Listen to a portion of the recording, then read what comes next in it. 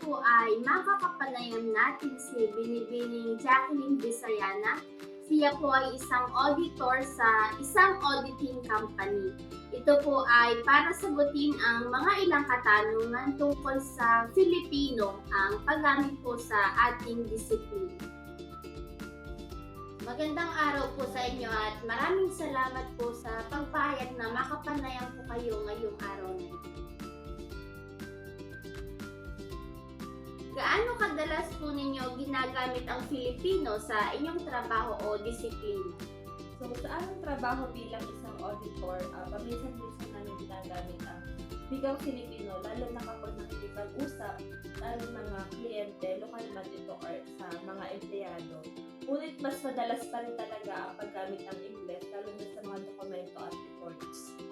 Sa anong sitwasyon po o gawain ang mas ginagamit ninyo ang wikang Filipino?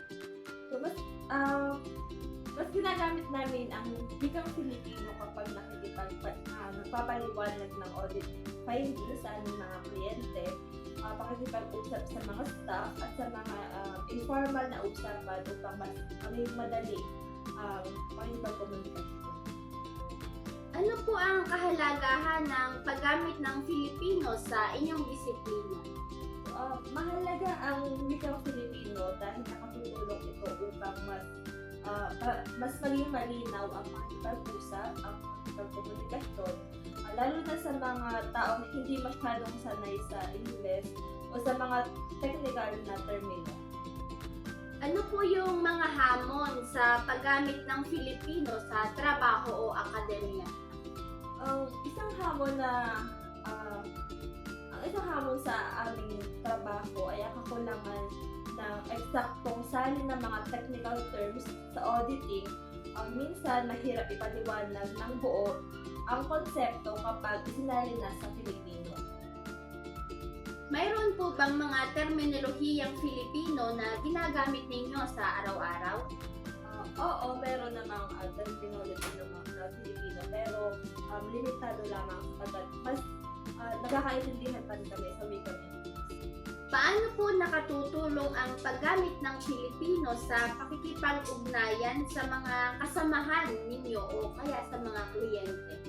Nakatutulong ang paggamit ng wikang Filipino sa pakikipag-ugnayan namin, whether sa kliyente or sa empleyado, sapagkat mas nagiging komportable ang usapan at mas madaling maipaliwanag ang mga idea at kaya nagiging mas maayos yung relasyon at pag-unawa namin sa isa't isa.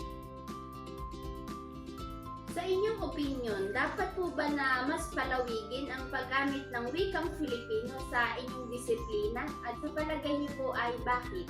Oo naman, dapat mas palawigin pa ang paggamit ng Filipino. Dahil mas marami ang makakaintindi ng proseso at resulta ng auditing kung gagamit ng Filipino, lalo na sa mga lokal na kliyente na hindi masyado sanay sa paggamit ng wikang English.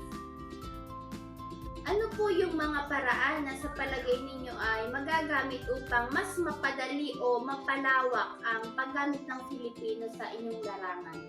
So, isa sa mga nakikita kong paraan para mas mapadali or mas mapalawak ang paggamit ng wikang Filipino ay ang paggawa ng mga gabay or yung glossary ng mga terminology auditing sa Filipino at sanayin ang mga auditor na gamitin ito sa pagpapaliwanag sa kliyente at sa kanilang mga kasamahan sa trabaho.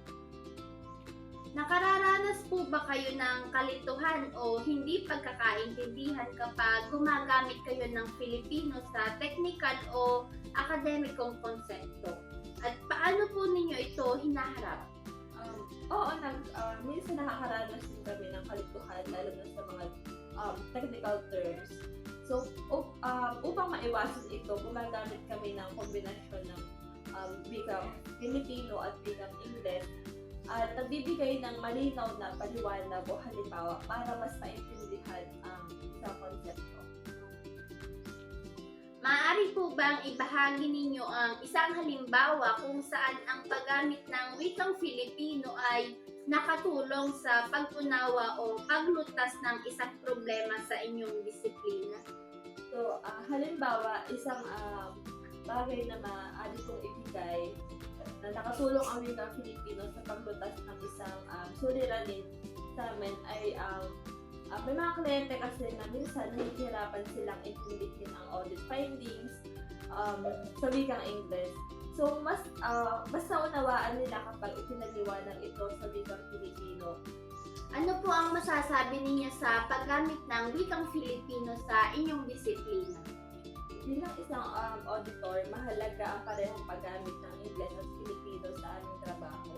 Bagamat mas nakikibabaw pa rin ang paggamit ng wikang Ingles sa mga dokumento at technical na aspekto, malaking tulong pa rin ang Filipino sa pagpapaliwanag at pakikipag-ugnayan sa mga kliyente at sa kasamahan namin sa trabaho. So, sa pamamagitan to, mas nagiging malinaw, epektibo at madaling maunawaan ang mga proseso at resulta ng auditing. So, gayon pa man, may mga hamon tulad ng kakulangan sa eksaktong salin ng mga terminolohiya. Kaya naman ang balanseng paggamit ng dalawang wika ang susi upang mas naging maayos at mas makabuluhan ang komunikasyon sa larangan ng auditing. Sa aking pakikipanayam ay mas naunawaan ko ang kahalagahan ng wikang Filipino.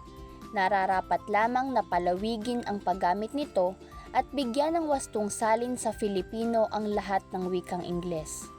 Ito ay upang higit na maunawaan ng bawat isa ang mga salita kapag ito ay isinalin sa Filipino.